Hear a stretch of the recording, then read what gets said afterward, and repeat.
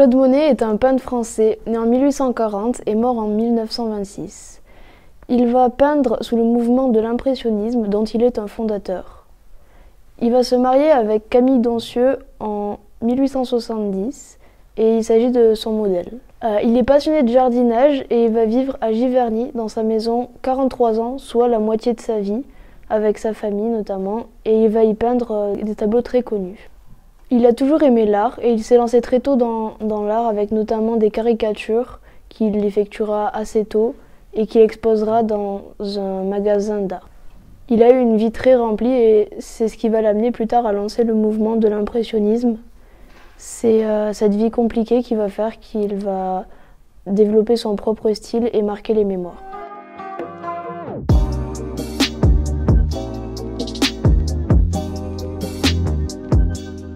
La série des Nymphéas a été peinte dans un contexte précis et surtout entre 1914, donc le début de la Première Guerre mondiale, et 1926, qui est la date de mort du peintre, qui marque la fin de sa vie à Giverny de 1883 à 1926. Il va peindre plusieurs séries, plus précisément le Bassin aux Nymphéas de 1899 à 1900. Il va aussi peindre les Nymphéas de 1903 à 1908. Et il va peindre le pont japonais de 1919 à 1924.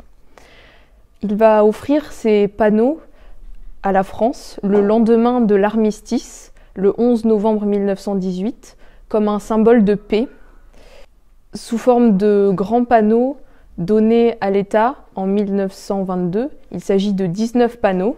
La frise panoramique du musée de l'Orangerie prend sa source dans la volonté du peintre de créer un ensemble décoratif en 1897 qui a germé en 1914. Donc dans cette période, on discrédite l'impressionnisme. En effet, il y a un renouveau de l'art par le fauvisme, le cubisme par exemple, ou encore le surréalisme. L'œuvre est donc un acte de naissance de la peinture décentrée. C'est la création de la peinture all-over et aussi de la notion de l'environnement. Et enfin, la série fait l'objet de circulation d'influences entre l'Occident et l'Asie, plus précisément le Japon, puisque le peintre va tirer son inspiration dans le Japon. Il va avoir des estampes et des ponts que l'on retrouve dans cette série.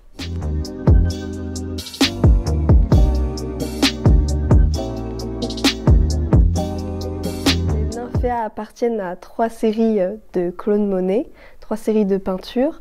Il y a du coup le bassin aux Nymphéas, mais aussi les Nymphéas et le pont japonais. Donc ces séries comptent près de 250 peintures à l'huile sur toile.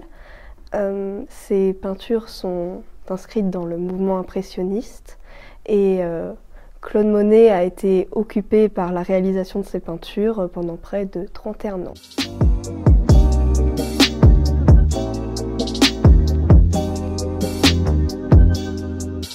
Ces peintures représentent un jardin de fleurs, donc plus particulièrement un bassin de nénuphars, donc de la maison du peintre Giverny.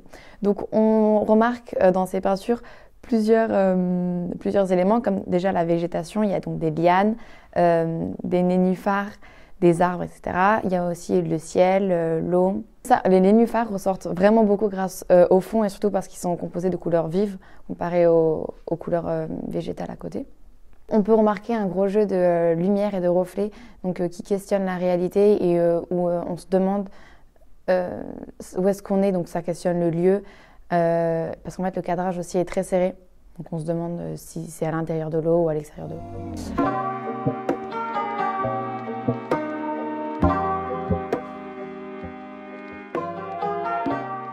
Alors, la série des Nymphéas, c'est une série de peintures qui est constituée de 250 toiles. Donc c'est une production gigantesque qui occupe Monet toute la fin de sa vie. Il y a essentiellement 8 compositions qui sont exposées au musée de l'Orangerie à Paris. Et ces 8 compositions, elles ont la même dimension, c'est-à-dire qu'elles mesurent 2 mètres de haut. Leur longueur est variable, ça varie de 5,99 m à 17 mètres. Elles sont réparties donc sur différents murs à l'intérieur du musée de l'Orangerie et la surface totale de peinture, c'est 200 mètres carrés. Et on a 2 cercles, en fait, 2 salles de musée dans lesquelles, lorsqu'on est spectateur, on entre et on se retrouve complètement environné par la peinture. Cette scénographie en ellipse, en fait, nous permet de nous déplacer à l'intérieur de la peinture comme s'il s'agissait d'un voyage au fil d'une journée ou au fil des saisons.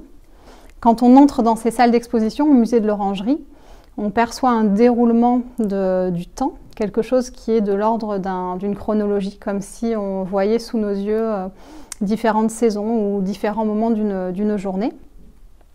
Et l'éclairage de ces toiles se fait par un éclairage zénital, donc au plafond. Et il y a une lumière très particulière qui nous enveloppe, qui enveloppe les œuvres. Et on est environné, on est complètement entouré par la peinture.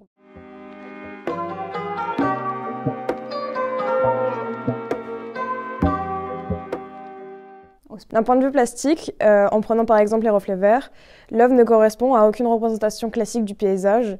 Monet explore pleinement toutes les possibilités de la couleur et de la touche.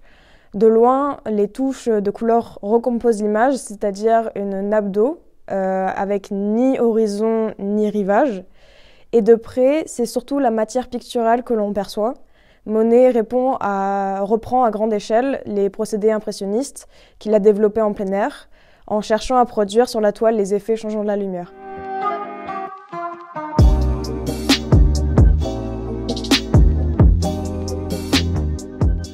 En 1883, Monet et sa famille s'installent à Giverny, qui est donc un village de Normandie. C'est ici, et plus précisément dans son jardin, que Monet va peindre sa série des Nymphéas. Le jardin de Giverny est composé en 2 parties, toutes 2 divisées par une voie ferrée. La première partie se nomme le Clos normand. Il fait 1 hectare, il est extrêmement fleuri, riche en massifs de fleurs et d'arbres fruitiers. Donc c'est un jardin plein de couleurs et qui est très riche et varié. Traversons donc cette voie ferrée. Nous arrivons sur la deuxième partie du jardin de Monet, qui se nomme les jardins d'eau. Cet endroit est inspiré des jardins japonais, donc il est très asymétrique et courbe. Il est composé d'un pont typique japonais et d'un lac où Monet va s'intéresser plus particulièrement aux reflets des arbres et des fleurs sur l'eau.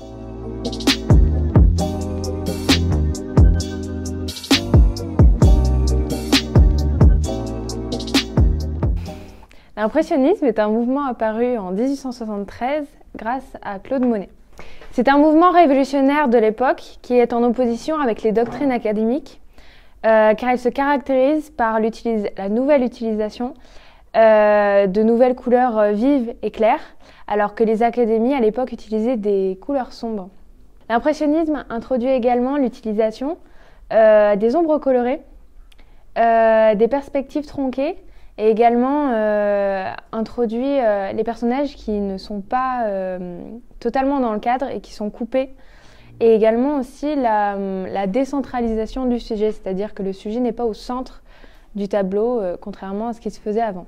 Les scènes impressionnistes représentent également des scènes qui sont en plein air, grâce à la nouvelle utilisation des tubes de peinture qui permettent aux artistes de déplacer tout leur matériel pour aller peindre à l'extérieur, en plein air. Pour finir, ce mouvement a pour but de capter l'instant présent tel qu'il est perçu par l'artiste et révolutionne la perception du sujet.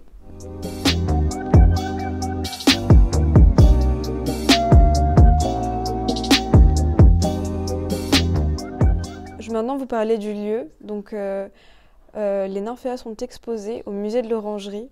Donc, le musée de l'Orangerie se situe sur la terrasse des Tuileries, à l'emplacement de l'Orangerie. Il a été construit en 1852 sur les plans de l'architecte Firmin Bourgeois. Et donc, il a été créé pour abriter les orangers du jardin des Tuileries. Le bâtiment actuel est achevé par son successeur du nom de Louis Visconti. Le bâtiment sert alors à accueillir les orangers du jardin des Tuileries pendant l'hiver. Donc, ils étaient jusqu'alors abrités à la galerie basse du musée du Louvre en cette saison. Il est conçu comme une serre et sa façade sud donnant sur le fleuve, la Seine, à Paris, est vitrée afin de recevoir la lumière du soleil, tandis que la façade nord est fermée afin de protéger les orangers des vents venus du nord en hiver. Par rapport au Nymphéa, en 1921, donc l'orangerie est affectée sous secrétariat d'État des Beaux-Arts. Ce musée a vocation d'exposer des artistes vivants. Et donc le cycle des Nymphéas que le peintre vient de donner à l'État va être proposé en fait par l'artiste lui-même qui va donner ses œuvres pour être exposées. La donation va être formalisée en 1922. Les travaux d'aménagement sont effectués par l'architecte en chef du Louvre, donc Camille Lefebvre, suivant les indications du peintre. En 1927, donc c'est la date de l'inauguration de l'exposition, qui a lieu 6 mois après la mort de Claude Monet. Les orangers vont être supprimés par rapport aux rénovations qui vont être faites. Les orangers vont être supprimés. Des escaliers et un étage sont construits pour accéder aux salles d'exposition. 8 panneaux de 2 mètres de haut, d'une longueur de 91 mètres, sont ainsi exposés dans 2 salles ovales en forme de signe de l'infini et orientées est-ouest, s'inscrivant dans l'axe historique de Paris, ainsi que dans le sens de la course du soleil. L'éclairage donc des salles se fait par des verrières, conformément à la volonté de Monet, qui voulait plonger le visiteur dans un état de grâce.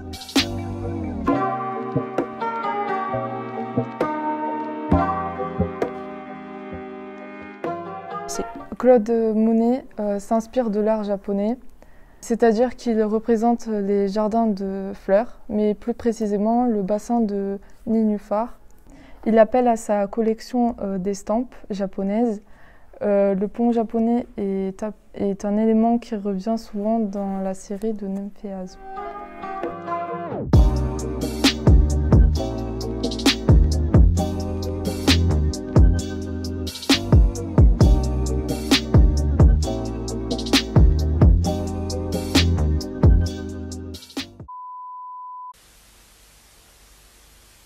La mettre par terre, je vais par terre.